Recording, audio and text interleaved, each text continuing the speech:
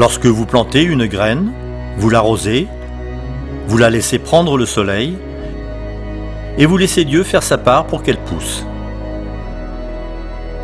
Mais si ce n'était pas des légumes ou des fleurs que nous plantions, et si nous plantions des églises?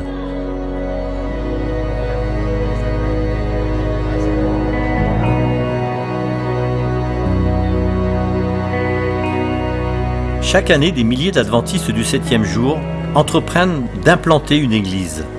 Certains sont des pasteurs, d'autres sont des laïcs comme les pionniers de la mission globale. Ces implantateurs d'églises vont dans une zone où il n'y a pas d'église adventiste. Certains se lancent dans cette aventure seuls. Certains sont soutenus par leur fédération, d'autres, comme les pionniers de la mission globale, sont envoyés grâce à de généreux sponsors, convaincus que nous avons pour mission de partager le message avec ceux qui ne connaissent pas encore Dieu. Implanter des églises n'est pas une nouveauté. Ces pratiques remontent à l'église chrétienne primitive. Quand la bonne nouvelle de Jésus s'est propagée depuis Jérusalem, ce n'était pas parce que les premiers apôtres et la première église chrétienne s'étaient rassemblés pour prier ensemble et planifier la mission. C'était en fait une conséquence de la persécution. Alors que les croyants fuyaient dans différentes directions, ils partageaient la bonne nouvelle et créaient de nouveaux groupes de croyants. L'un de ces endroits était Antioche, qui est aujourd'hui Antakya, ici en Turquie, et c'est là que l'apôtre Paul a commencé, c'est ici qu'il a démarré ses voyages missionnaires. Il a traversé toute la Turquie et il a commencé à implanter des églises. Il était comme un père aimant, il prenait soin de ses églises. Il s'assurait qu'elles grandissaient et s'épanouissaient et que les disciples étaient équipés. C'est par l'implantation d'églises que l'église chrétienne primitive s'est multipliée. Partout où l'apôtre Paul allait, il ne pouvait s'empêcher de parler du Sauveur ressuscité. Il avait un message d'espoir qu'il ne pouvait pas garder pour lui. L'église adventiste s'est développée de la même manière.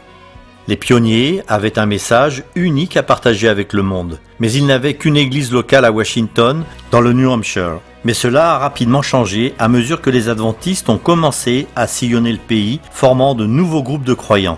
L'église adventiste du 7e jour a démarré comme un mouvement d'implantation d'églises, et elle n'a cessé de grandir, car elle s'est concentrée à former de nouveaux groupes de croyants, et si nous regardons vers l'avenir, elle continuera à grandir si nous nous focalisons sur l'importance de créer de nouveaux groupes de croyants dans de nouvelles zones et parmi de nouveaux groupes ethniques.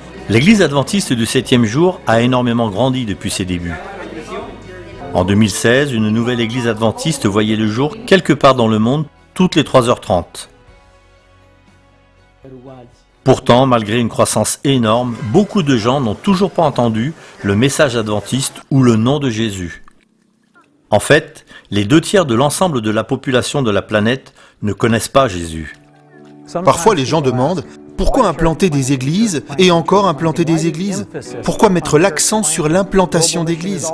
La mission globale a pour but d'implanter des églises. Mais pourquoi ? La réponse est parce que nous voulons étendre nos frontières.